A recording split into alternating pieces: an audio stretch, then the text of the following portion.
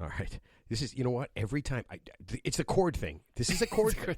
I don't understand. How much? I've replaced it 3 times. I've replaced this cord 3 times. I have a feeling it's a computer thing. I really have a feeling. Is it made of yarn? It is made of yarn. Okay, so I have a question for you really quick. Okay, so Mark, you own a pet? No. You don't own a pet. No. Teddy, you have a pet. Yes, my daughter has a dog. Your daughter has a dog. Who takes care of the dog? I do. So it's like my your dog. dog. Yeah, it's my your dog. Yeah. Jason, do you have a pet? We have a cat. Yes. Okay. See, and Love those cats. and those are the 2 pets that make sense to me: dogs and cats. And here's what I don't understand. I was talking to somebody the other day when we were in Arizona, and I said, "You have a pet?"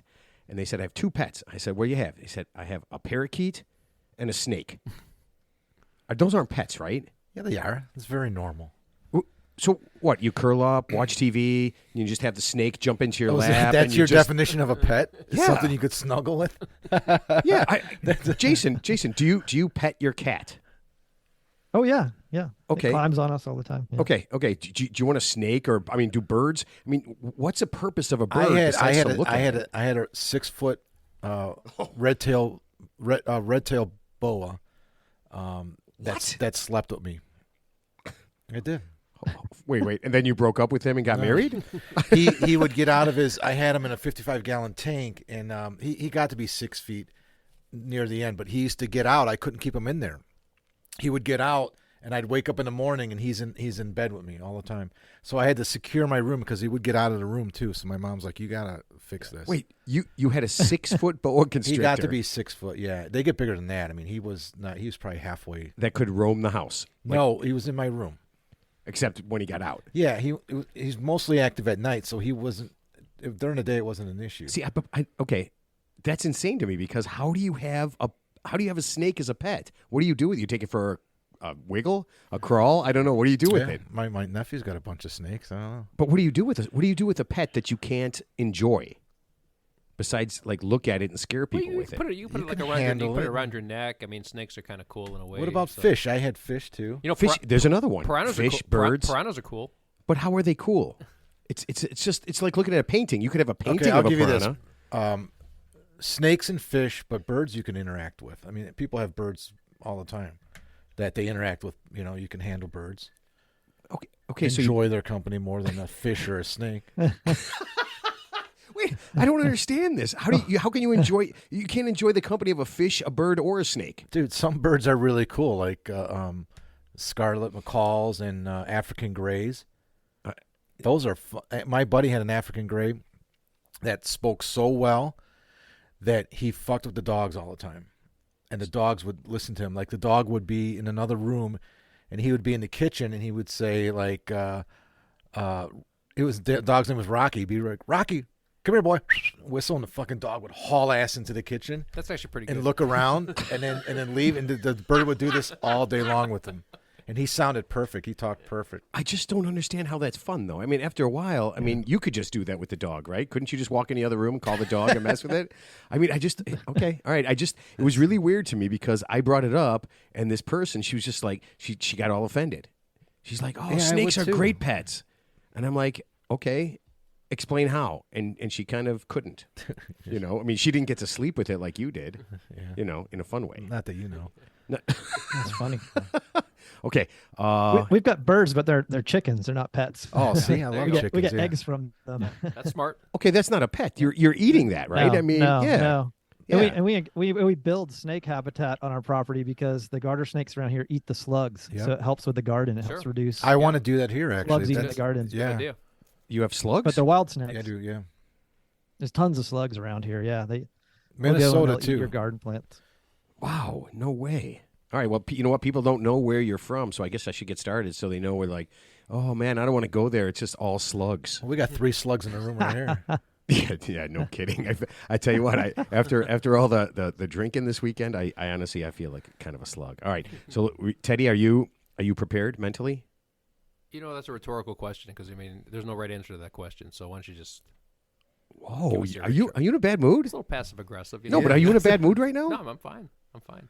Okay, I feel like I feel like you're Mark. just- Does he seem like he's in a I'm bad just mood? trying No, to- you're teeing off on him I'm ju- because I'm he just- was late. I mean, No, you he don't even wasn't realize you're doing it. I know. I'm but- just tired of being slut shamed. That's all. Sorry, I was hanging out with Ted for 5 straight days, so Yeah. I'm over Ted. Okay, Yeah. so let's get this thing rolling because we got a lot to do today, and I'm pretty excited about it. Yeah, me too. All right, hey everybody, my name is Matt, and welcome to the Real 3 Idiots podcast.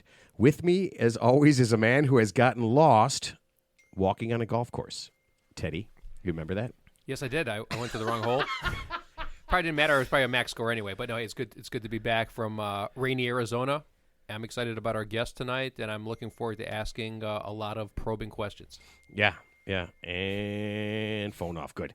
And a man who has the beard, so if they ever decide to remake Grizzly Adams, Mark, you would be the perfect choice. Nice. Yeah. All right. Do you own a grizzly bear? No, Would you like to own a grizzly bear? I would. I would very much like to. Really? Yeah. That'd be pretty cool. So we just snakes, birds, and grizzly What bears. was the name of that bear from Grizzly Adams? Bear? No, maybe that was his name, right? He was very famous. Yeah, wasn't he like a famous? He was yeah. a famous bear. That was Haggerty, right? Haggerty. Dan was Haggerty. Dan Haggerty. Yeah. Dan Haggerty. Okay. And our special guest today, and you should pay close attention, has skills that could save your life one day. Welcome all the way from the state of Washington and Alderleaf Wilderness College, Jason Knight. Jason, welcome to the show. Thanks for having me. Welcome. y'all. Welcome. Yeah. Now, this is pretty exciting. You not only run a wilderness college, which is like survival stuff, but you actually wrote a book, right? Yes, the Essential Skills of Wilderness Survival. We've spent 3 years working on it. It just came out in October. Oh wow! I didn't realize Great. it. I didn't realize it was that new because we actually got to read it. What would you call that? Like an editor's version of that, or what did you send Yeah. us? A pre-order copy, I think. Yeah, pre-order copy. And Yeah. man, I'll tell you what.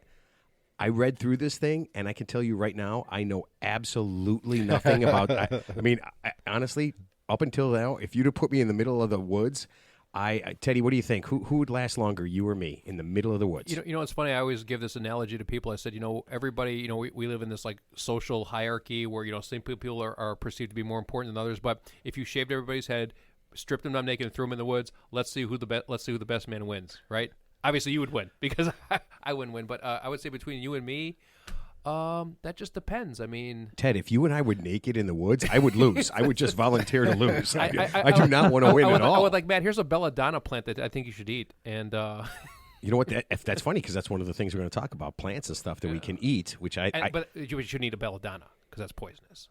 I will not take your word for it. If Jason says we cannot eat belladonna, then I will not eat belladonna. But if he says to get out there and after the show, have a nice belladonna quiche or souffle, I will do it because I'm not that bright. Okay. All right. So before you tell us what Alderleaf Wilderness College does, I want to make sure that when you love this show and you want to learn more about this, you're going to go to wildernesscollege.com, or you can just get on Google and type in Alderleaf Wilderness College, get on all our social media, our website, and all that stuff. It'll have the links on there so that you can get to it. But, Jason, what do you do at Alderleaf Wilderness College? Sure. We have all kinds of courses on wilderness skills. Our wilderness survival courses are the most popular. We do a lot of weekend courses for the public, custom survival trainings for groups like the Department of Ecology and the Seattle Mountaineers and U.S. Forest Service. And then we have all kinds of related wilderness skills courses like wild edible plants and mushroom foraging and wildlife tracking and bow making. And so those courses we run mostly through the spring, summer, and fall. And then we also have an online course now. And we do a lot of speaking engagements. Like I'll be teaching at REI in the spring and doing a course with North Cascades Institute. So it keeps us busy. We do these courses. We've been running these courses for 15 years now, and we're looking forward to another 15. So you teach people who are working in forestry and stuff like that. So you're teaching the people the skills they need to save our lives. Both. So we're both teaching outdoor professionals who work in the outdoors who really need to know this stuff because they're in the backcountry every day. We also just get everyday folks coming to our courses, all ages, all experience levels. Some folks who've never gone hiking before, other folks who've been hiking their whole life and camping. And a lot of folks come to us to build their survival skills and their toolkit so that they're better equipped to survive an emergency, but also just to enjoy the outdoors more. Like if you can identify the edible plants, you have a more fun experience when you're out on a hike. Sure. Oh, that is really cool. Now I know that Mark and Ted definitely want to know this since it's a college. If we were to come down there, which frat is the party frat? And that's the one that I want to join. Is there a Greek row? Yeah. Do you guys have that kind of thing? Yeah, we kind of had a couple of dormitory type places. It was for a while we ran a course called the Wilderness Certification Program, where we had college students with us for an entire school year, and a lot of those folks were going into fields like outdoor education and forestry and wildlife biology and such. And so we used to have student housing. We ran that course for 11 years straight. We wrapped that one up. We kind of simplified our operation a few years ago, so we no longer have the dormitory. So there's no frat house to join anymore. Well, my niece is at Oregon State, and she's I can't remember her major, but it is something in forestry though. So, okay. So are these like accredited college courses that actually like you can apply toward like an undergraduate degree, or is it just like a separate entity? Because I know like forestry, I think is like an actual college major. But so it's like, so if we took some of your courses, would that actually apply toward like a degree in something? So the 9-month course I was just talking about was licensed as a vocational program, and we also had an undergrad credit relationship with a college, so folks could apply it to a 4-year degree, and folks were able to use their GI Bill if they're coming from the military. We had international students as well. Our weekend classes, though, are what we consider recreational courses, so they're not certificate college credit courses. They're more for anybody who wants the skills for their personal enjoyment and personal safety. Okay. So I'm assuming there's classroom, and there's obviously in the field, actually real time where you actually take them out to certain areas, strip them naked, and then leave not, them there to survive. Is that how it works? Let's not get that there's one. Is that a thing? Like you put 10 people in there, you're like, well, only one of you is going to get college credit because only one's coming back. That kind of thing. Well, a few things. I mean, almost all of our courses are all outdoors. Like we might go over a quick overview in the classroom in the morning to show a few slides and give an orientation, but then we're in the outdoors getting our hands into the skill, whether it's, hiking and finding the wild edible mushrooms, or if we're building survival shelters or practicing fire making. All of our classes are very hands-on. And then with our weekend classes, those are very like instructional, informational, where you learn the skills and you get your hands into them.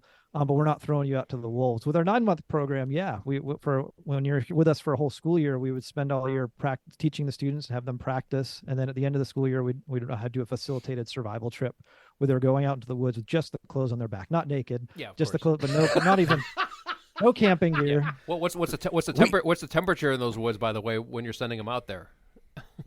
It can be anywhere from down at the 40s at night to 60s, 70s during the day. It's generally our survival trip we'd run in the spring, so usually May. And there's wild animals out there, I'm assuming, right? I mean, he said he's got wolves. Oh yeah, the wolves. Yeah. I heard that. Okay, so I assume the finals instead of pass fail are like live die. If they live through it, they passed. No, we still would have homework and assignments, just like a traditional college program. Yeah. No way. Well, we would, you would get that would be part of your score. Would be your survival trip. Yeah. So we do other things as well. There was a wildlife tracking certificate embedded within it. So there's an international standard to test people and their ability to identify and interpret tracks and sign of wild animals. So. We would bring in the external evaluator, and they would run the 2-day test for everybody. Almost everybody would score a certificate into a various level. We embedded a wilderness first aid course into the program, and permaculture design, which is kind of like long-term survival, sustainable living skills. Oh, so I actually saw that. So permaculture, this is kind of cool, right? See if I'm right. It's living off the land without using any of the resources, kind of like being like a zero layout on the land. Is that what permaculture is? Sort of. It's a way to work with the natural environment and provide for your needs for food, shelter, water, electricity, in more sustainable ways. So, like for example, it might be growing some of your own food, might be doing some rainwater catchment off your roof, might be using solar energy or wind or water energy. Might be incorporating some natural building techniques. So it's lowering your ecological footprint and also being more self-reliant. So if a natural disaster were to happen, you might have some of your own electricity, or you might have some of your own food that you've grown and stored. So it's kind of taking the principles of like a short-term survival emergency and applying it to your wherever you live to make your life more resilient. And you said, we chatted off the air for just a second, Matt, but you said it's 15 acres at the college, right? Yeah, you're around 15 acres, bordering against millions of acres of the Cascade Mountains. We're basically on the foothills. Yeah.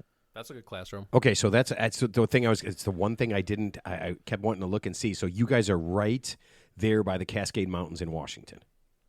Yeah, right in the foothills, right behind us. So you could walk over 100 miles into the woods from our campus and go 100 miles without hitting a paved road or a house or anything up and down the Cascade Mountains to the other side. Oh man, that would be absolutely spectacular. So, have you ever had? We're talking about naked all the time right now. Have you had anybody at your college from that show, Naked and Afraid?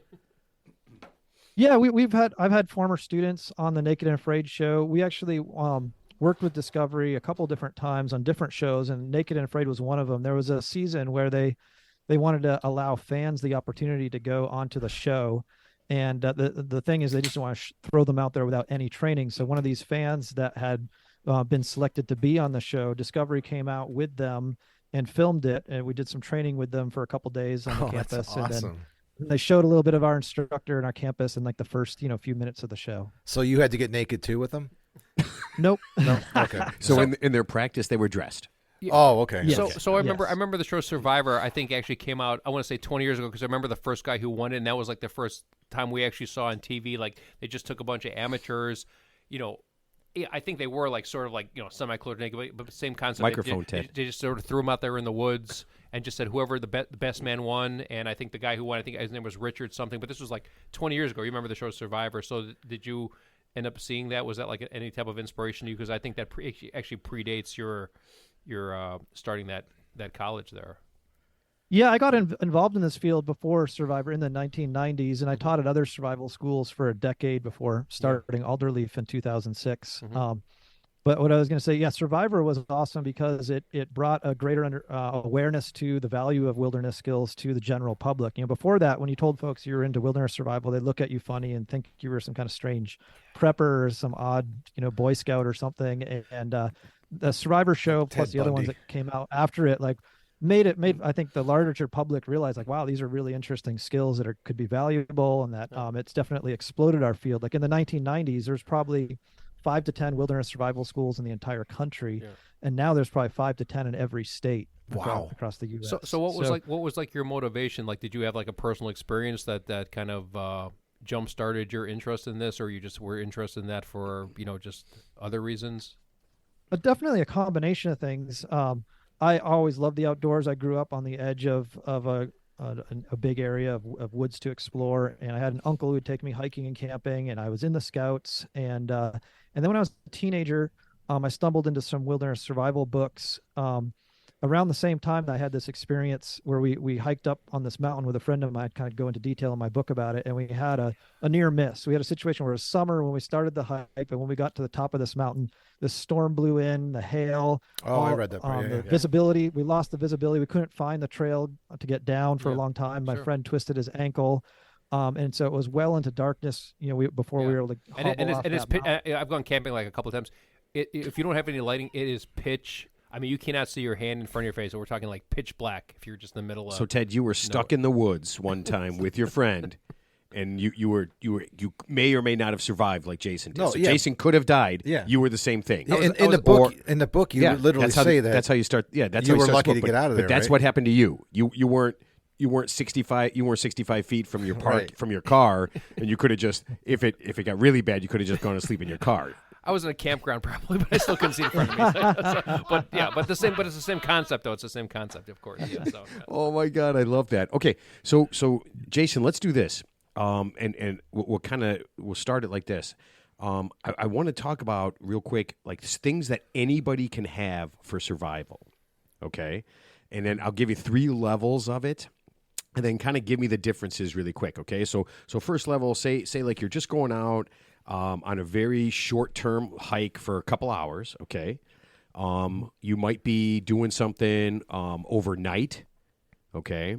And then you might, let's just say you jump off a cruise ship and your girlfriend doesn't pick you up in the boat and you're going to be stuck somewhere for a long time. What just the simple basic things? What's the most important things somebody can have or things that they can have so that they're safe? For a planned trip. For a planned trip. Well, okay. Yeah, there's a kind of 5 things I like to start with. I mean, the first one is just your mental space. Like oftentimes what gets folks in trouble is going down that path of panic. And so we want to try and do our best to have a level head. I use an acronym called using a SPEAR, SPEAR. And so it's when you realize you're in an emergency, stop what you're doing, put together a plan, look at your resources around you and what you have with you. And then it might be, I need to make a shelter to survive the night. So then it's executing your plan so that you can keep your body engaged in improving your survival situation. And then as you complete a task, it's assessing and reevaluating, the A and the R, and picking the next task to improve your situation. So if you can stay level-headed, that's a huge advantage to thinking clearly and not making your situation worse. Like you don't want to be running at night and jumping off cliffs into water where you could injure yourself worse, et cetera. But as far as bringing things, like it's just like carrying a little first aid kit. Depending on how long you're going to be away from society would determine like how many items and how big of a kit to bring. But for a day hike, I always try to think of how I can take care of the basics like shelter, water, fire, and food, and some really compact things.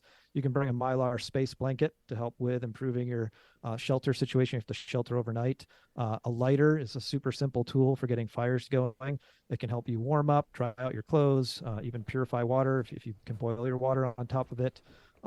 Some way to have clean water. I love the survival straws that are super compact. It's just like a little filter with a straw on the end of it, so you can drink out of streams and lakes and such. And then a little bit of food. I mean, food's the lowest priority, but if you bring just like a snack bar, a lot of folks have a hard time thinking clearly when their blood sugar level drops. So those are kind of like the first 4 things I think about: shelter, water, fire, and food. But certainly I recommend someone bring at least the 10 essentials or the 11 essentials. You can Google that. The Mountaineers came up with the 10 essentials like 50 years ago. It's since been updated to the 11 systems because we added communication into it. So, that's very cool. I love that. Yeah. Teddy, Well, Mark, do you guys have any of those things in your car? Do you have any of those things in your house? Well, I was going to. I have none of that. I was going to ask the opposite question. Let's just say, so Mike, I guess I was going to ask you this later in the show, but I'm going to ask you this now so I don't forget. So let's just say, sure. Knowing what you know, you were dropped in the middle of the woods. You don't know where you are. You just have the clothes on your back. Oh, thank God. What would you do?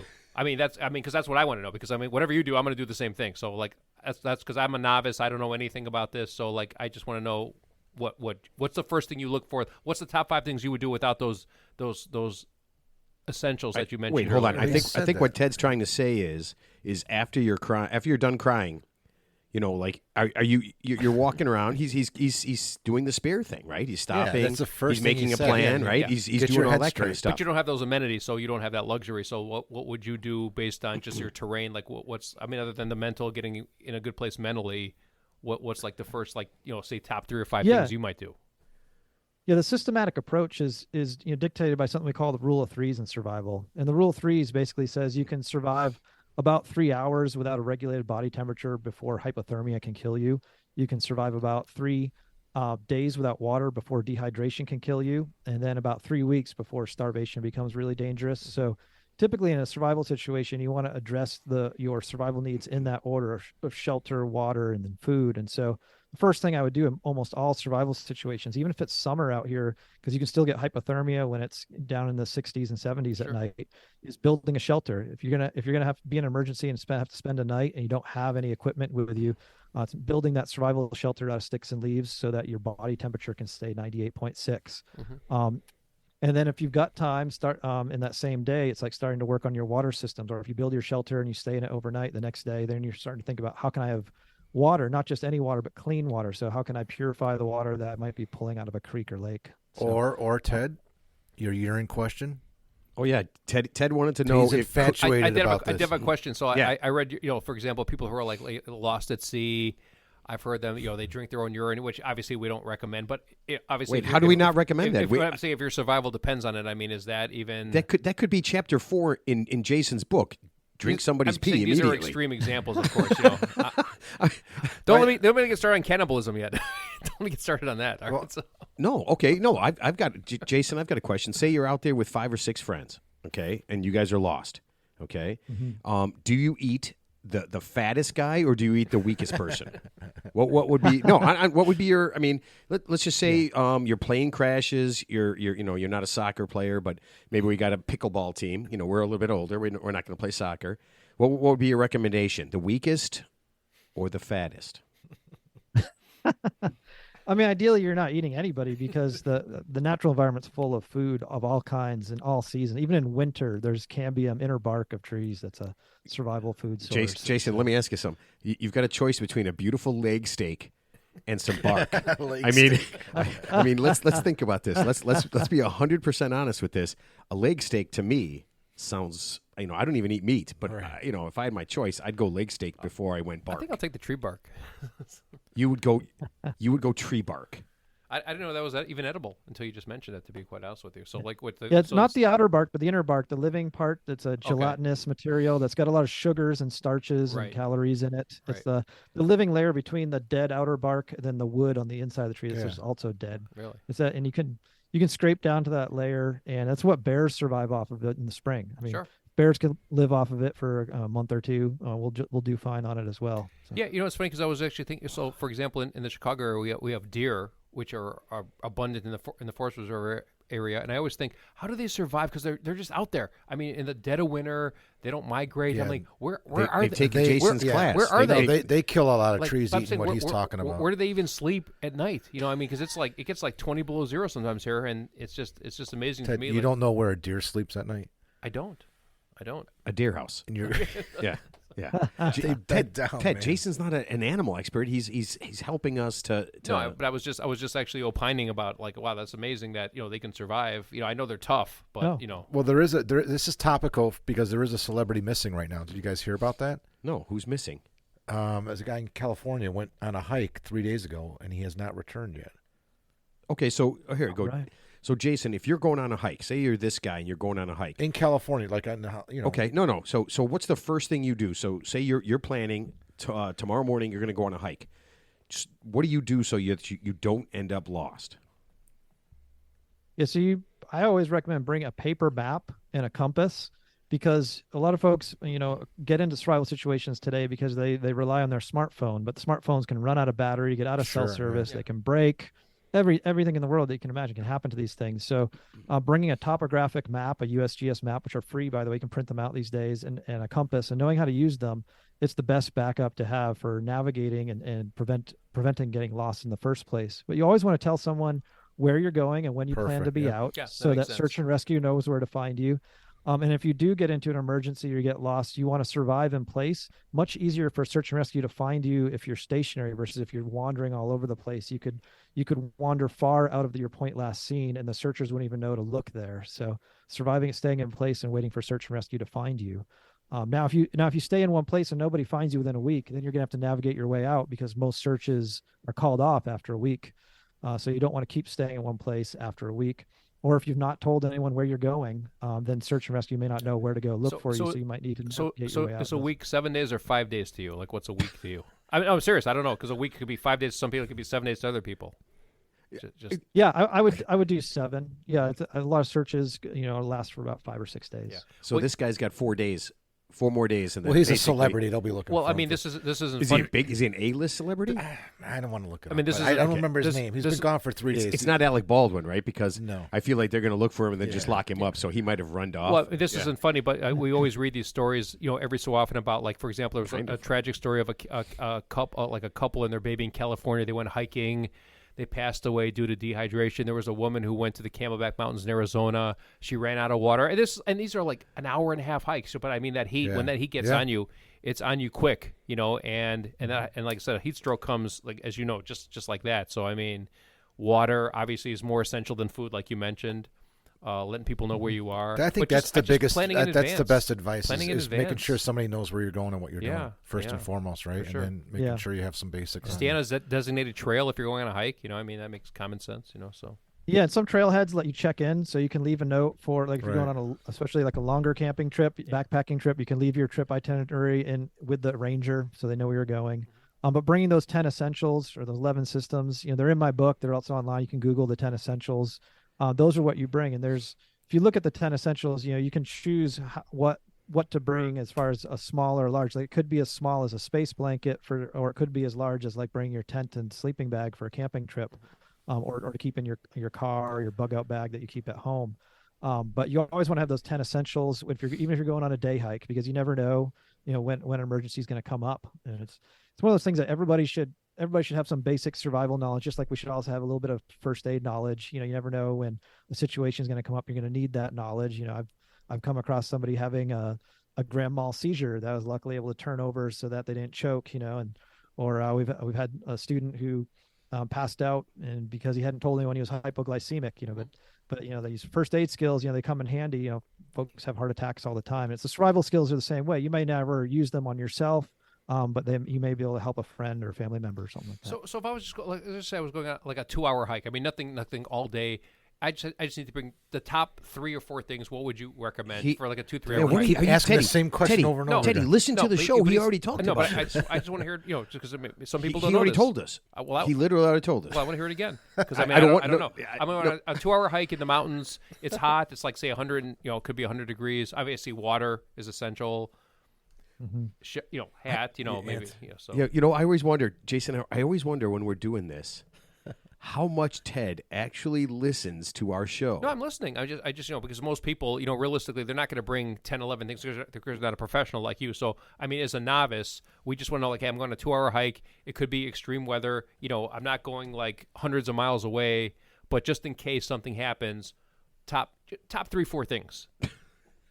Besides water, of course. Go ahead, Jason. Give it to us again. This way, everybody really has it. So in case somebody was like working out, like I listened to the show working out, and I missed that part. Yeah. So I always think of shelter, water, fire, and food. So as I was saying before, I would bring, if you need something super compact, like the space blanket, the Mylar blanket that folds up super tiny. Mm-hmm. It can be helpful for making a shelter. Or wrapping around you if it starts to rain. Okay. I bring not only do I bring enough water or extra water, but a water filter. The survival straw is super awesome for a compact way to be able to filter water whenever you need it. Okay. I bring multiple ways of making fire, so I always have a lighter in my pocket, even though I don't smoke. I carry a lighter with me, and then I also have a little ferro rod that's in the handle of my folding knife. And then bring extra food. I always bring an extra like power bar or snack bar of some kind. Okay. All right, so but I like having a knife with me too. It's an awesome tool for doing a lot of survival tasks. But honestly, it's like you can fit the 10 essentials into a tiny little bag that's about not much bigger than a softball, and you can throw that in your pack. Like I keep one in my backpack, even if it's a short day hike. I have one in my car. I have stuff packed up in my house in case we have a natural disaster or if a wildfire causes us to evacuate. We've got a pack of survival gear to take with us. Oh, so you've got a lot. Yeah, I mean, you've got a lot more things. Being where you're at, you've got a lot more things to worry about than kind of what we have. Like kind of city stuff. But before we do that, I brought out from the back room, my basement. I brought out my knife bucket. I want to show you this knife bucket because you brought up knives, and that was one of the things I saw, like how to pick a good knife. But I want to show you this knife bucket, and I promise I'll take a picture of this and post it online. But I want you to see I have every knife possible. Here, hold on just a second. So, Jason, take a look at that guy. There's all sorts of knives in here. That's like a sword. You're like the Three Musketeers. That's not a knife. Got a machete. Yeah. I got 2 switchblades, but those are for fights only. They're not really for survival at all. It's just in case I get into a knife fight. It's for a duel. Yeah. Yeah. So I got about 50, pretty impressive, right? The knife bucket. Yeah. So it's like I don't know, what do you call it, 5-gallon bucket. So you're talking about maybe there's a pocket knife you should take with you all the time because no, I'm talking about machete. So my dad always said, my dad had the saying, you're not fully dressed unless you have your pocket knife with you, no matter what we're doing. My dad, too. He always had a pocket knife with him. My father-in-law does. So speaking of family, you can settle a debate we're having in my house because everyone's read the book Into the Wild a few times. So have you read that book? Yes. Okay. So there's a debate about, because McCandless was a pretty smart guy, survived a long time. And in the book, I think Krakauer's trying to determine what actually was his demise, right? How did he meet his demise? Mm-hmm. So I say that he accidentally ate some vegetation that he thought was what it wasn't, and it's a common mistake made. Do you remember what that was? Or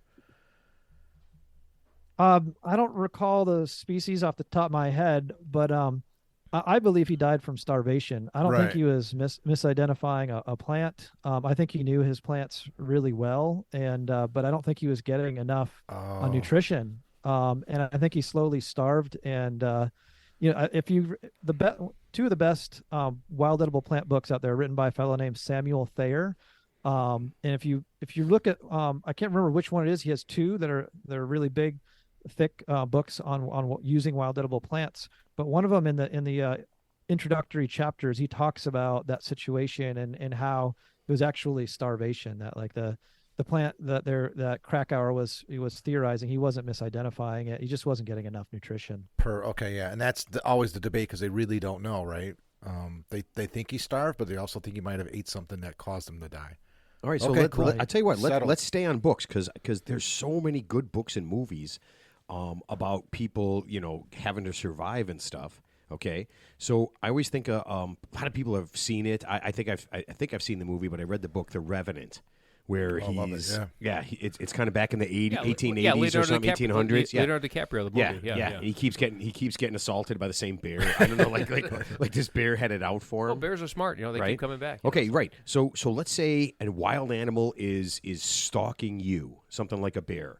What's something you could do to kind of get that bear off your trail?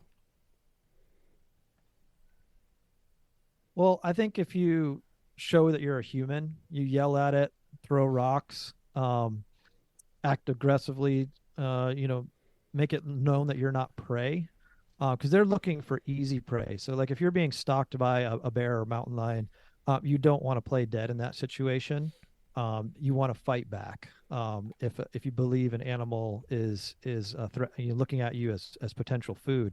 Now, if it's a mom bear with cubs and she's threatened by you, she thinks you're a danger to the cub. That is the situation where you would play dead, and wait for them to move on. And you don't want to corner them. You want to give them an opportunity to move away on their own. You don't want to be seen as a threat when it's a mom bear with cubs situation. But if it's a hungry male bear that's stalking you, you want to yell at it. You want to throw rocks and sticks. You want to show it that you're not a prey item. Okay, so I remember this movie with Alec Baldwin and Anthony Hopkins, The Edge. The Edge, yeah, that was a good movie. And they sharpen up a stick and they trick the bear into running at them, and then they lift up the stick and the bear impales itself on the stick, and they eat it, and then they eat it, and then I think doesn't Alec Baldwin die? Just not to ruin it, but yeah, okay, but that's completely and totally couldn't happen in 10 billion tries, right? It seems highly unusual. Okay, that's why it's a movie. I love the way Jason pauses. Like, well, I don't want to tell this guy he's an idiot and that's a movie. I mean, but it's a 1,000-pound bear, and chances are of you impaling it perfectly with a stick before it mauls you. Yeah, it worked perfectly. That's a movie, stopped. Yeah. It stopped. Its giant bear paw stopped right Oh. before Anthony Hopkins' face. Right before it tore his head off. Okay. Right. Yeah, and there was some dramatic music, which I'm sure probably doesn't happen in real life, and then it died. We actually talked about this on a prior show. I mean, do you know how fast a bear is, and they can swim, and they can climb, and they can run faster than any human? And yeah, I mean, yeah, you gotta play dead. But unless you said only with the cubs, but I didn't know that, so that was actually a good tip because I thought like with a bear, I heard you're supposed to play dead because they don't want to like eat something dead. They want something live. So that was interesting. I feel like no matter what we say, I feel like that can't be accurate. I feel like somebody who says that just says that. I feel like if you just lay down in front of a bear, the bear goes like this. Wow, this shit's easy. Yeah. Okay, thank you. Yeah, right? I'd be scared to death. Yeah. No, the bear would just be like, I can't believe this guy's not even making it hard for me. This is insane. And he look at his bear wife and go, honey, get the bread, get some gravy. I've got a moron laying in front of me. Can you punch him in the snout like an alligator and he goes away or something like that? Oh man, I would love to see somebody try to attack a bear, try to attack him, and you punch him in the face, and the bear just stops, and it's just like, oh man, I'm gonna mess you up right now. What did you just punch me in the face? What am I, Yogi? Okay, all right. So let me ask you this then. Yeah, sure. Life of Pi, right? Stranded on a boat with a tiger. Do you have any tips with that? If you're stranded on a boat with a wild animal. I'm not familiar with that movie. Really? It's like some little kid is on a boat. Book, yeah. Some little kid's on a boat, like a rowboat, with a tiger. Yeah. Yeah, I think I saw 10 minutes of that. I think I saw it on YouTube. So is that pretend? That's pretend also? It's pretend. It's pretend, Oh, yeah. my God. Yeah. Okay. It's based off A lot of anime, yeah. You want to. It's Do not you real. on your at your college? Obviously, it's woody. You got a lot of trees. Do you guys have any tree houses or anything like that? No, I mean we have an outdoor classroom we built out of a cedar tree that fell down on our property. So we turned it into cedar shakes for the roof, like these 2-foot shingles, and then we split apart the the trunk that was like 2 foot diameter into posts in the ground. And so, we made a really neat outdoor classroom space where we have like benches and a fire pit and a dirt floor. And it's like an 8-sided building with a smoke hole at the top. But we have bears on the property. We have black bears. We have mountain lions that are on the property. I have a game camera out back. It just came through the property 2 nights ago. Another mountain lion. I spent a number of years working as a wildlife biologist doing mountain lion studies around here. And then I spent 7 summers doing wolf studies in Idaho. Nice. And certainly encounter a lot of bears out here. Like it seems like every fall, it'll be like, right around October time. And, I'll be getting ready to go to bed, and I hear our llama making his humming noise, which is like the way he alarms at danger. And it's two falls in a row now. I've come running out with my flashlight, and a big old black bear comes jumping out of our apple tree, and I chase it down the road. And the llama's like, dude, I told you he was here. What are you doing? So let's just say, you're on a trail somewhere. You're not even a survivalist. You're like, you hear this in California. A mountain lion comes down, a bear comes down. It's right in front of you. The best thing to do, like you say, be aggressive and make yourself seem bigger than you are, so it runs away. Is that the tip? Yeah. So. You want to give it plenty. Like if it's cornered, you want to give it an easy escape route to get away from you, because they're generally afraid of you.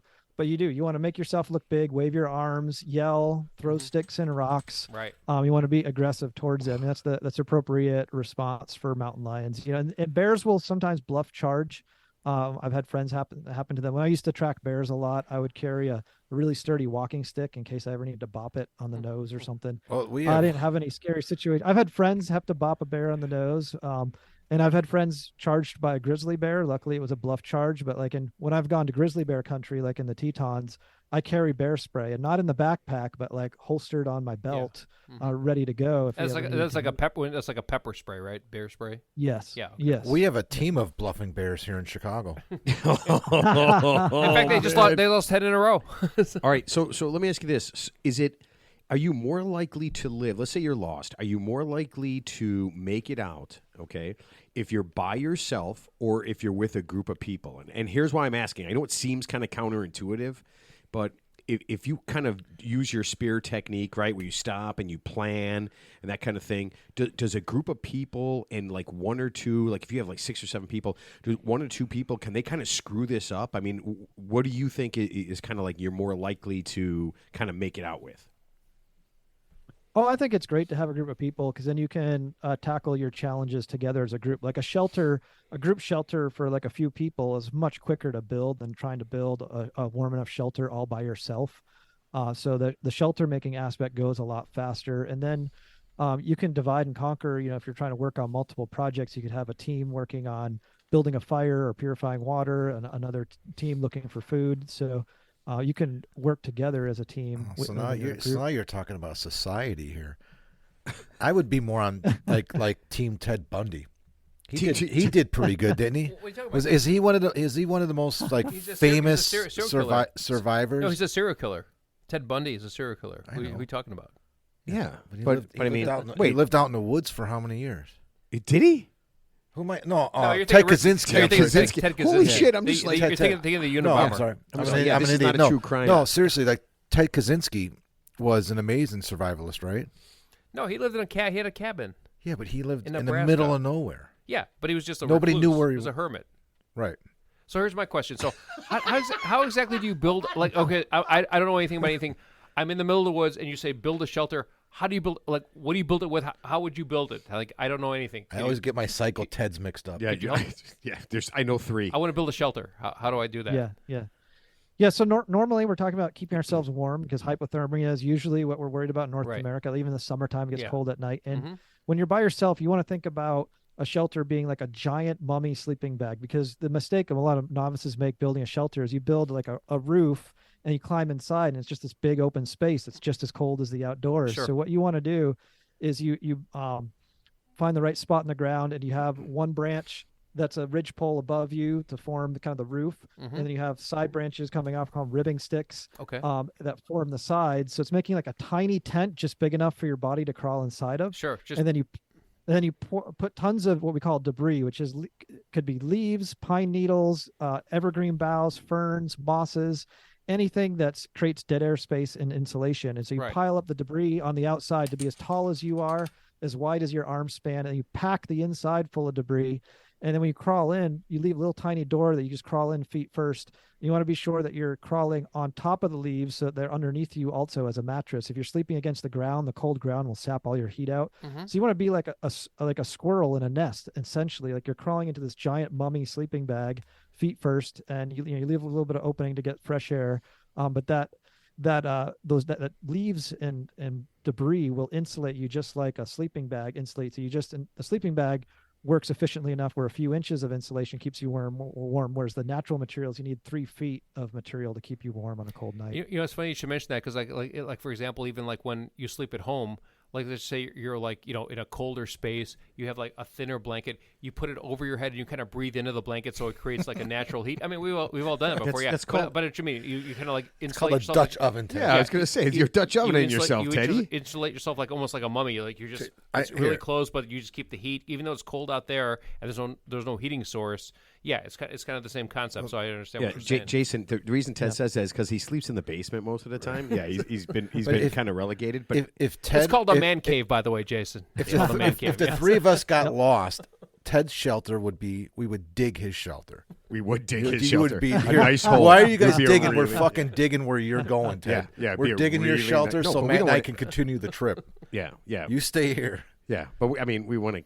keep him alive for leg steaks. I mean, we don't want to. We want to have. We're gonna marinate him. Yeah. We're gonna marinate. Okay, him. so this is important. And it's funny when you talked about putting all that stuff in there and getting in there. My sister's going to listen to this show and she's going to laugh because I don't even like dirty hands. And the odds of me doing all that and then laying inside leaves and debris and not absolutely losing my mind and probably having my head explode is just. I mean, honestly, I would be. Listen, as soon as I get lost, I would forget. We listen to this. I read Jason's book. I read through all it. I would panic. Down. I would cry. I would panic, and then I'd be dead in like 15 minutes. Yeah, I just run around in a circle until like Blair Witch. I just ran into something and I was dead. Okay, but let me ask you this. Well, here's. Oh, go ahead. I was gonna say here if you're worried about contacting debris from the earth, right? They do make the Mylar blankets in a bivy sack shape, meaning like a sleeping bag shape.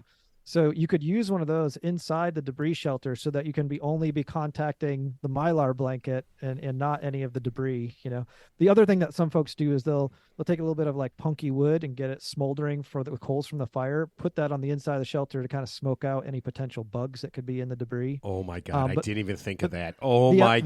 Yeah, there's gonna be a lot of bugs. The other style of shelter for folks that are concerned about crawling into a pile of leaves is you can build a lean-to with an opening on one side and then build a fire out front and then sleep underneath the lean-to with the fire out in front. Now, the difficulty with that shelter is you have to maintain a fire all night long, which means you're only going to sleep in naps, like in little chunks, 20 minutes. Like every 20 minutes, you're going to get cold because the fire's dying down. You have to wake up, put more firewood on the fire. But then you're relying on the warmth of the fire to keep you warm rather than your own body heating a shelter like a sleeping bag works. So there are options for folks who are concerned about getting dirty. I'm just terrified of this. Okay, so let me ask you this because again, staying on movies. All right, if I don't have a volleyball, like I said, I'm trapped on an island. Okay, and I don't have a volleyball, like Tom Hanks. Yeah, Wilson. Yeah, but I don't have a volleyball. Yeah. What other sort of gym equipment would work best as a friend? Do you have? I mean, do you guys teach that? Is that a thing? No, but that's Has anyone ever asked you that before? no, that's an interesting question. Because I think of a fire as something that helps you stay in one place and helps you have something to take care of, and they call it sometimes wilderness TV.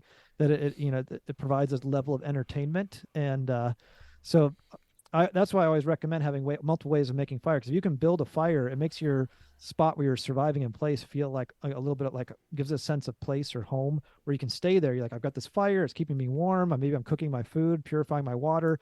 I can make this will help searchers find me. The best way to help searchers find you is to build a large smoky fire. But I think that's better than having like some kind of object that you talk to. But it reminds me of the mental game is really important. There's a book called Deep Survival, and they go through all these survival stories of different people who survived and others that don't. Sometimes it's an outdoor expert that dies. Other times it's somebody without any survival training and survives just fine. And it comes back to this mental aspect, like the will to survive. Like, can you keep a level head? Can you, think about your reason why you want to live? Can you do something like use that SPEAR acronym basically to keep going, to persist, and to keep meeting your challenges and kind of not lose your, and descend into a state of panic. So some of the things that you talked about that are good to have if you're going on a day trip or whatever, in case you need it, is the straw, that straw with the filter in it. So there's a bunch of different unique things that you could purchase. Where would you get those from? Because you can't buy something like that from Dick's Sporting Goods or anything, could you? Oh, a lot of those things you can get on Dick's, REI, Cabela's, Amazon, a lot of camping stores online. They call them survival straws or water filter straws. Okay. You can get those there. There's different types of survival fire starting kits.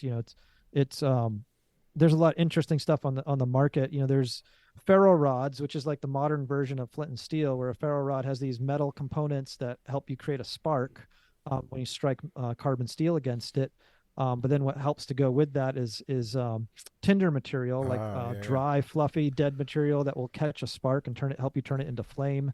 We would use Ted's hair. Like the classic way to do it is take cotton balls and warm up some Vaseline, soak the cotton ball in the Vaseline, and you can fit a whole bunch of those like in a little film canister. Oh, bring those with you. But they have modern day versions of that, where it's like that. You take a little block, you pull it apart because it has some fibers in it, and then you throw the spark onto it, and that lights up. You know what? Honestly, I feel like everyone should have to go through this. Like everyone should have to have at least a couple of weekends, like maybe like one weekend every couple of years to do this. I mean, just on the off chance, if you could spend a couple $100 to learn how to do all this stuff, right, and get out there and really be part of it. I mean, this is something that could legit save your life. Where would you stay if we traveled to Washington for like one of your like, what's the shortest class you have? Yeah, we do a lot of one-day classes and 2-day weekend courses, and anyone who comes up for a class can camp overnight while they're here taking the class. We have tenting sites in our meadow by our classroom and in our forest, and we keep our classroom unlocked overnight. It's got a bathroom in it, and we would need hotels. And then there's hotels nearby too. Yeah, we're about 15 minutes outside Monroe, and there's a couple different hotels and Airbnbs in the area. Yeah, the three of us are either going to be in your house or at a hotel when we're not at school. I'm an avid indoorsman, just so you know. I mean, I would do this literally to survive. Here's the main well, here's the other thing. So many folks over the years have said, "I'd love to come out and take a class, but I live on the other side of the country. It's a big deal to get a plane ticket and travel out there," which is why we created the online courses. So many folks were asking us for an online version of our survival training, and so we put together our weekend survival course into an online version. And it's called the Essential Wilderness Survival Skills. So that's available. It's on our website, wildernesscollege.com. And then that's also why we wrote the book too. Is a lot of folks were asking, I would love to have this in kind of a book format that I can take with me. So we spent 3 years and came out with a book that covers these core skills. But I would love to see this taught in schools someday too. I think it's basic human skills that everybody should have. I know up in Canada, for a lot of towns and remote areas, they do teach this as part of their public schooling. I've had students come down and say they got to do this in some of the remote towns up in Canada. But I think it's something everybody should have, because we're all human beings, and we all are going to probably be in the outdoors at some point in our life. And even if we don't go in the outdoors, like, we have natural disasters that come through our neighborhood, and it's just nice to know how to take care of your basic human survival needs, even if it's like you lose power because of a hurricane, and now you have to purify your water or make a room of your house warm because you don't have heat for a period of time. So. No, I agree 100%. And actually, here's the funny thing: as most novices, as we are, we're not going to have. Let's just say you're in that life and death situation. We're not going to have those 10 things that you talked about, because they're novices. They have no clue. So I think with most people, what they want to know is like, hey, I'm out there unexpectedly, and I got to live. Don't ask this question. Live or die. No, I'm just saying this rhetorically. No, I'm saying this rhetorically. Yeah, and so it's like we don't have knives, we don't have lighters and stuff. So I think that's what most people want to know is like, how do you survive with just the clothes on your back and just your bare hands?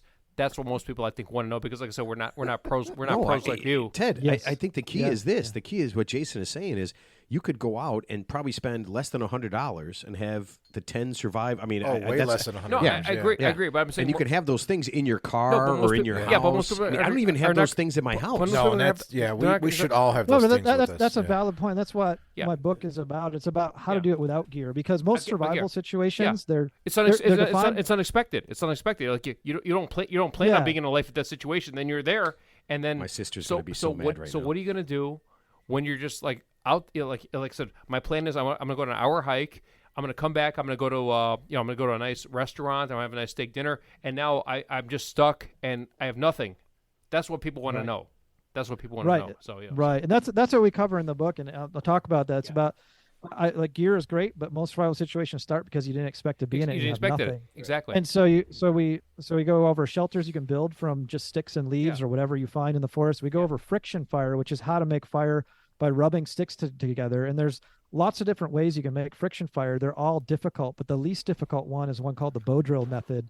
And I've had That is kindergartners awesome. make bow drill fires. I've had grandmothers make bow drill fires. It's something that is. So how do you do that? Because I have no idea. I've seen it on TV. It's a I don't know. process. It's really cool. I mean, it is really cool. That was one of the coolest things that I saw on your website. It's basically you get a stick. I mean, you're making like a bow and arrow thing. I wasn't talking to you. I was talking to the expert. But I mean, there's no way he's going to be able to explain how to do all that. And I mean, it's you a can? difficult And you process. can? No, but it's a difficult process. But right, let's it's hear it. really cool. No, it's a really cool process that everybody should learn. But we have something that we have to do because Mark and I kind of put together an idea. We wanted to help you make some more money. Okay, not just on your things, but we had some things that you could endorse that you could make that would help people when they're out hiking, and then you can make some dough on this. And I thought this one was pretty cool. A book of excuses about how your spouse died while you were camping, whether it was accidental or intentional. Okay, seriously. So No, I'm serious. I need to make a fire. I have nothing. I don't have the 10 essentials. I'm out in the middle of nowhere unexpectedly. Can you tell me how to make a fire in your professional opinion? Yeah, there's the friction fire kit would be the bow drill. You make it out of dead branches. Dead branches, okay.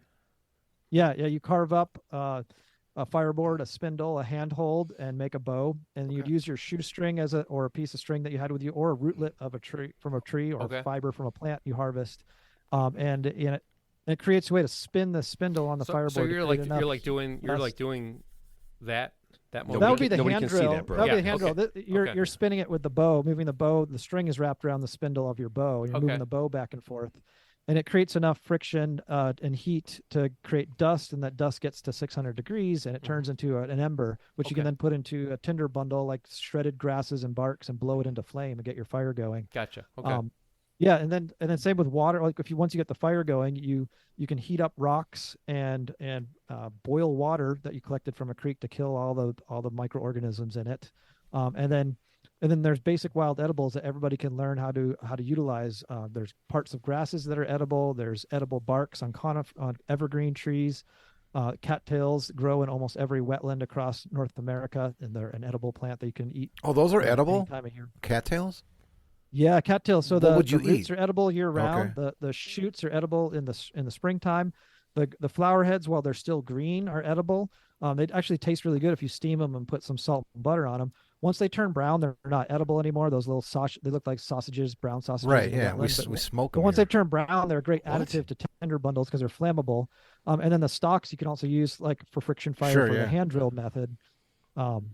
But yeah, sure. You can also weave with the leaves. You can weave baskets and containers with them. It's a very useful plant. So there's ways you can address your survival needs without any equipment at all. That's what we cover in this book is how to do it with and without gear. Because so many books are either gear focused or they're only focused on the primitive skills. And I think there's value to both, how to take care of your survival needs with equipment and how to do it without any at all. Sure.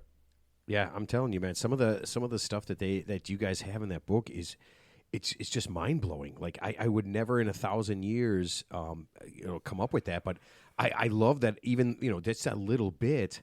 I don't know if I could do it, but at least I have a general idea. No, I'm serious. Like you guys have what was it? You have recipes for different things. There's a plant called a nettle, right? A stinging nettle. Mm-hmm. Yeah. Yes. That you guys have how to make beer out of it, how to make pesto. out of it. Mm-hmm. Yeah. Yes. Yeah. So now you're stuck, right? You get your water, your water, your fire, your shelter, your food, right? In that order. Is that the order? Is that the correct order, right? And shelter, now, water, fire, food. shelter, water, fire, food. Okay, right. And then all of a sudden now you're looking at comfort. Yeah. And now you're making nettle beer, right? There's nettle beer. yeah. There's nettle pesto. Right. I mean, you could. And all of a sudden there was 5 of you. Now you have fucking customers. Yeah. Like, what just happened here? What happened here? We just opened a brew pub in Washington. I mean, yeah. I mean, and it's crazy because you think you're out there with nothing, right? But there's so many things you have. Like, you guys talk about how to find which mushrooms are actually edible, right? Yes. Yeah. Yes. Are there more that are edible than not? Yeah, there's only a handful of poisonous, and then there's a bunch that are kind of neutral. They're not very digestible. They're not necessarily poisonous. And then there's select few that are very good to eat and very digestible and very common and easy to find. And then when you guys are doing this, I mean, people come to you, and you guys have a thing on primitive hunting tools. Do you have people that are just like, they come to you and they're just like, you know what, I don't want to be in a city. I don't want to even be in a town. I want to find an open space, and that's where I want to live for the rest of my life. And then, they kind of get these skills are you teaching them these skills so they can just say, you know what, I don't want phones. I don't want TV. I don't want any of this stuff. I just want to be alone. I don't want to hear anybody nag sounds me. like my aunt and uncle in Southern Illinois. They have an outhouse. You're scaring me now. No. So yeah, with our 9-month course, it wouldn't be uncommon to have some folks come into the course that really have that as a goal. I think as a society we kind of romanticize that whole idea of like that lone survivor living out in the middle of nowhere somewhere. But I think for anyone that goes down this path of learning these skills, I think you get to a certain point where you realize like that isn't the romantic idea of it that you once had, and that however, you find a new middle ground, that there's a way to integrate these skills and this connection with nature to your lifestyle. And that might be urban, suburban, or it might be rural and remote. But it tends to go more towards that permaculture direction of like how we can work with nature, but like, still live as part of society and utilizing the tools. Like I think when you go on a survival trip, when you come home, you appreciate like being able to turn on the tap and have clean water, or be able to go to the grocery store and get food, or to be able to crawl into a warm bed, or have a wood stove or a heating system in your house. Like those things, you realize how hard they are to recreate in the wilderness. I'm not lying. My aunt and uncle live in Southern Illinois, south of Carbondale and Anna, and they live exactly like you're describing. They have an outhouse. They do have running water, but they didn't for a long time. They have a huge garden. They're not vegetarians, but I mean they'll eat meat once in a while, but they don't have any livestock or anything. No, but I mean they my uncle is really, really intelligent. The house is built. They have a heating stove. That's it. They do all their cooking off it as well, but they've got a room that faces south. That's all windows, and they got the floor that he laid is a stone that absorbs the heat and then radiates in the evenings. It's incredible. I mean, their place is awesome. I mean, it's beautiful. It's great, and they live off the land. And I mean, I love going there. I mean, they've been there for 40 years. So, do you have people that are kind of like us? I mean, we are as city as city can be, right? Yeah. The three of us. I mean, obviously, if we were thrown into the woods, Mark would survive. He's got a beard. I think that's a. I mean, that's a key, right? I can harvest the bugs out of my beard to eat. I could survive on the bugs alone. Okay, there you go. There's a question I wanted to ask. Curious. Jason, how many different bugs have you eaten? Oh, I don't know. I've eaten like most of what stuff I eat are like the larvae that live inside of wood. Like if it's a white larva that's living inside of wood, those are generally safe to eat. But things like ants and grasshoppers and crickets, things like that, is there an app? Is there an app to log this, like Untapped? Yeah. Where we could log like vegetables. I mean, like insects instead of the things you want to beers? avoid. The things are anything bright colored. Like if it has bright colors, that's usually a marking of it being poisonous. Like around here, our millipedes have bright yellow and orange on them. Like that's a clear sign that an insect is poisonous. Okay, so I could not touch a. Hey Ted, we're doing a show. I could not touch a millipede anyway. There's Oh, I no could- way. no. They're way too Wait, gross. there's a centipede. There's a millipede. It doesn't matter. Whatever they are, difference? there's absolutely no way that I could do that in 1,000 years. I could never do that ever. Okay, so let me ask you this: do you guys have any thoughts on expanding? Okay, to like survival. You ready? On other planets, things like that, like extreme things. I know science fiction, we're kind of moving on. Have you ever thought of like training like astronauts or anything like that where, they can kind of live in, kind of different things? Yeah, no shit. What's that movie with Matt Damon? He's stuck on the planet. He had to like do No, the but compost seriously, thing. right? I mean, if you're helping that, are there thoughts about helping people to live in like kind of extreme things? I know it may or may not happen, but is that an actual thing? And if not you, are there people who are doing things like that? Yeah, we've not done any training for astronauts or space programs. I have one former student who was working at SpaceX and then was working on another project where it had something to do with research for folks being able to go to Mars in the future. And I believe like one of the things they're doing is there was that I can't remember the name of it. It was biosphere or something like that, where they had that's in an I area heard of that. that was like under glass, a large area under glass, where they're trying to be self-sufficient as if they were living on Mars. yeah, that and, was like, in staying that Tucson. thing. You guys were just there. Yeah. And so, yeah, so I know that either NASA or other programs are looking at those types of things. But yeah, I mean, survival skills have to be applied, very carefully on other planets, and it's not something I've had time to explore, and not something that we do. But I know it's out there are folks doing that. Yeah, I tell you, man, this is absolutely, and this is why I feel like a lot of people listening don't have any kind of skills. So that's why I think this is just so cool. For sure. And you said on your the interesting analogy is like if you went back, a few thousand years, like all of our ancestors were living as hunter-gatherers, and they could identify all the plants, birds, tracks, everything in their environment. They know how to use them to survive. And then we fast forward over the last few thousand years of becoming agriculturalized and westernized and industrialized, and now we're almost like astronauts living on our own planet, right? Like you go in the woods, and if we don't have our equipment, most people would be in trouble. And it's the same way an astronaut might be in trouble. And so one of my mentors says we're almost like tourists in our own place, or we're almost like astronauts. well, in the not you, woods. not you. We are. Yeah, most people are. You're right. Yeah. So have you? And We had a guest on our show a few months ago who runs a museum in Nebraska. I was waiting to ask that question. So she runs a Bigfoot museum. Okay. And she had. So I guess the question is: Have you seen Bigfoot? Do you believe in Bigfoot? Is there a Sasquatch in Washington by you? Because she says there is. I haven't seen any Bigfoots, and I've had Bigfoot researchers come to our tracking courses because they wanted to, rule out wildlife tracks and sign as on evidence. And I've been all over the Cascade Mountains. I've been all over Washington State, the Olympic Mountains, the sagebrush deserts in the central part of the state. I've not found anything that made me think that could be attributed to such a creature. I think it would be very hard for that creature to exist without us finding anything, any more evidence. That I think the three of us agree, but she would I mean, she would there- tell you different.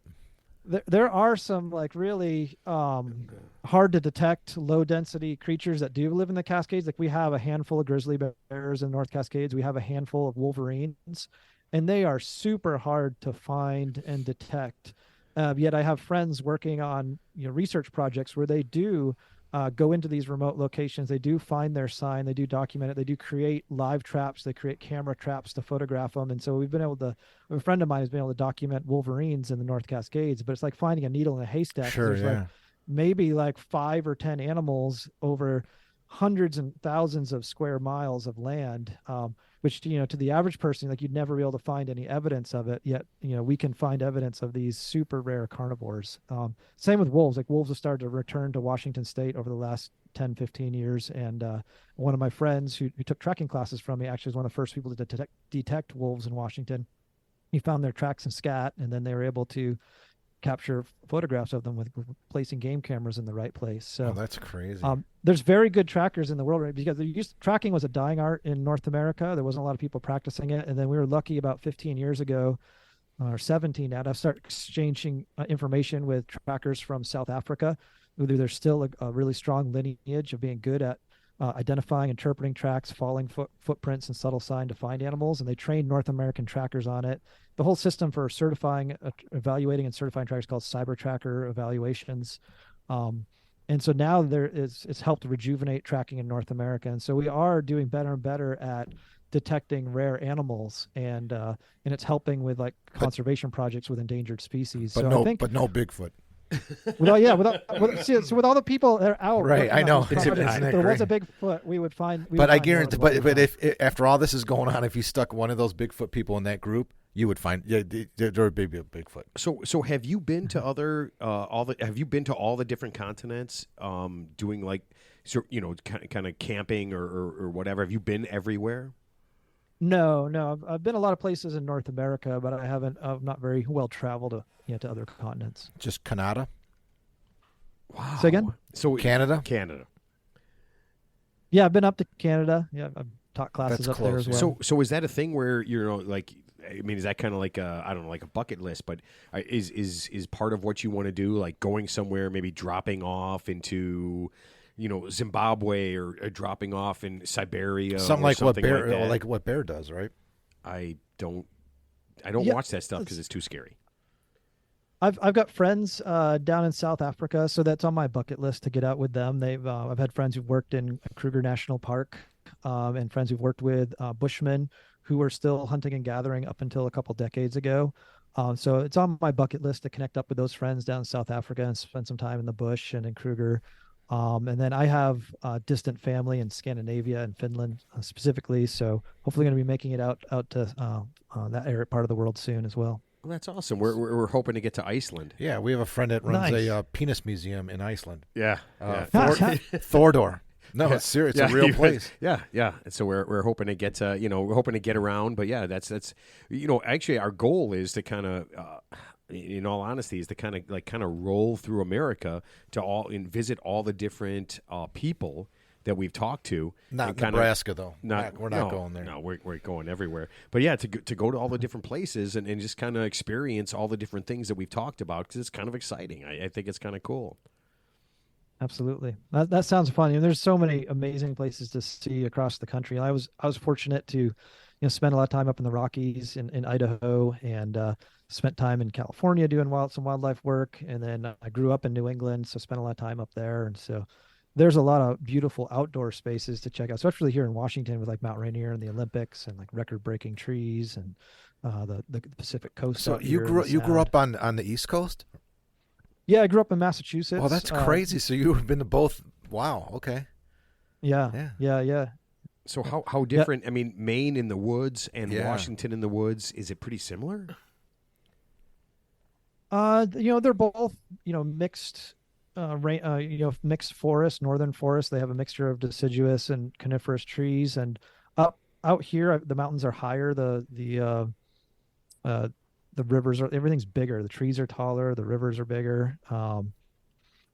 We have more carnivores out here. Like we have the mountain lions here and a lot of other interesting species. So I think it's the difference. The way I think about the East Coast where I grew up versus the West Coast is like where I grew up in Massachusetts, at least it's like there's humans have like populated created neighborhoods everywhere. And there's just like little pockets of parks here and there Right, where it's like yeah. the opposite here in Washington. Like the whole state is almost all a wild area. And then there's little pockets of towns. Yeah. So there's like 10 times more open wild spaces than there are populated places where it's like the opposite where I grew up on the East Coast. I'm sure, if you get up into northern Maine, it gets to be a lot more wilderness areas. And there's some great survival schools up in Maine as well, that I have friends at and so forth. So Yes, I mean the second best. Right. You guys are the best. They would all be second best. All right, so we're gonna wrap this thing up, and I always say to all of our guests that I don't ask anymore if you've listened to the show, and I don't ask if you've listened all the way to the end of the show. So I'll just kind of explain how it works.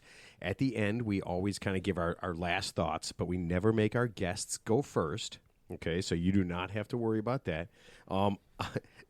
this is going to be a train wreck of epic proportions. But Teddy, your last thoughts on our survival show? No, it's been very informative. I appreciate what you said, and I learned a lot, stuff I didn't know before. So thank you for that. Okay. Seriously. No. I didn't know. I know you didn't know. know. I know you didn't know. All right, Mark. Last thoughts. I'm really excited about. I didn't read your whole book, but I'm gonna buy it. I'm not gonna just read the version you gave us. Thank you for that. But it's really interesting. It starts out great, and I would encourage everybody to look up your school, buy your book, go online, look at some of the videos you have. The basic stuff is so interesting that it may just take you somewhere we never expected, and you might just delve deeper into this and actually go camping, which I've never done as an adult. Wait, you've never camped? Not as an adult. We used to go as a kid, but that's a long story. But yeah, no. And when I started reading your book, that's the first thing that came to mind. I'm like, you know what? We need to go as a family. My family need to go camping, and this is a great way to start, like researching a little bit about what we're going to get into. Mark, I'll take camping. Yeah, camping. I don't trust anybody named Ted. Oh boy. Okay. Man. Okay. Oh boy. Jason. I will pass it to you. Your last thoughts. What do you want to leave us with on survival? Well, I'll just say something more about the book. One way that I tried to make it very different from the other survival books that have been out there is we want, instead of having like 300 skills with not enough information on any of them, we wanted to cover a handful of skills that would actually be very helpful to learn and to give you enough information from start to finish, all the steps, so that you could do it yourself. And so I think it's a great starting point for folks. And also it's got a lot of color photographs and diagrams, which makes it really a quick read, just a quick perusal of it. And I feel like you'll have a better sense of what you need to know to be safe in the outdoors. And so, yeah, I think it's a great starting point. Agree. It's, Yep. You can find it on Amazon or on our website. And yeah, thanks again for having me on. It's been a blast. I'm really passionate about sharing these skills with others. And I do want to see these skills taught in schools someday. And until then, we're going to keep doing our best to kind of get these skills out into the world in unique ways. And it just excites me that more folks are interested in it, that these survival shows have increased like the interest level in wilderness survival, and that there's now schools in every state. And there's even a lot of programs offering outdoor skills to kids, like these forest kindergartens and preschools or summer camp programs that get kids out in the outdoors. And I think that's just so valuable, not just for the skills themselves and how they can help us be safe in the outdoors, but also just for our mental health and connection to the outdoors. And I will one more compliment about the book, though, to feed off what you're just saying. You can absorb a lot, and just by at first glance, and as you move on, it's just easily. It's really well laid out. You absorb a lot of the information very quickly.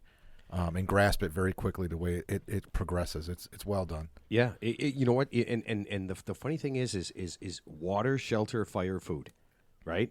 It's so funny that when you're reading the book, you go through it. You can go 3 weeks without eating, but really it's just a few hours without having water, right? That the way most people die is either they're too warm or they're too cold, right? That's when you're out there, and that's that thing. I had no idea. I honestly, the first thing I would have thought of is if I don't eat very soon, I'm going to die. Yeah. Right. And we all think that. Yeah. Yeah. It's basically the least important thing that you have. And there's nothing that I knew, like everything that I could possibly have thought about was probably the exact opposite of what all of this was. And it is pretty cool. I will be honest with you. I think kids would eat this up. If every kid, and I don't care if you're in the inner city, wherever you are, if you could take a weekend every first grade, second grade, keep going up and just kind of learning these things, I think people, the stories like Teddy talked about, where the girl goes on a hike for an hour and a half and she ends up dying of heat exhaustion, or the ridiculous family that goes out with a baby and goes hiking and they get lost and they die. I just don't think these things happen if you have any kind of if you had the basic knowledge, these Right. are easily avoidable Right. tragedies. Absolutely easily avoidable tragedies that and I got to admit, as much as I'm an avid indoorsman, the outdoors are pretty cool. Yeah. I mean, we spend so much time trying to get in the summertime, especially here in Chicago, you spend so much time trying to be outside when it's nice out. Yeah. And, you get that, what do you call it, that affect disorder when you're stuck inside the house Yeah. and you're not getting any sun, that, it's kind of counterproductive, right? Well, Matt's encouraged to spend more time outside once you learned you could ferment different things. Well, once I learned you could make can beer make out alcohol, of yeah. Once I learned you could make beer out of All sorts of plants, different I things, could just yeah. you could just walk outside, because I feel like if I got caught in the woods, the only thing I would have with me, I wouldn't have a lighter, I wouldn't have any of those things. I would have like a 6-pack. Yeah. That's all I would have, and I could use that There's to a lot get of people. stuff there you Well, I could could use, use that to get people to make a fire for me or make a shelter Yeah. for me. I don't know how it is, but Jason, thank you so much Thank for you, being Jason. on. Thank you. Yeah. If you gotta get, if you're gonna read a book, one more time, what's the name of the book, Jason? It's called The Essential Skills of Wilderness Survival. And Jason, I'm the author, Jason Knight. Yeah, and it is absolutely fantastic. Go to get on Google, go to Alderleaf Wilderness College. It's you would have so much fun doing this. I saw the pictures. There's videos. It's just so neat to do. Jason, thank you so much for being on, and we appreciate it. Thanks for having me. All right, and Thank you. Thank Yeah, Thank you. and fellas, I'll tell you what we're gonna do. We're going outside right after this. As soon as we're done with this, we're going outside. Teddy, it's okay. We're gonna strip naked. Okay. Not me, but go ahead. Yeah, we are. Yeah, we are. Outside my backyard, last man in wins. Perfect. Does that sound good? Done. Jason, Some cold training. Yeah, you can never be more happy that you are thousands of miles away, and you don't have to be part of this, man. Thanks, Jason. Take care, buddy. Thank All right. you, brother. Thank Hey, you, brother. everybody, have fun, and we will see you next week.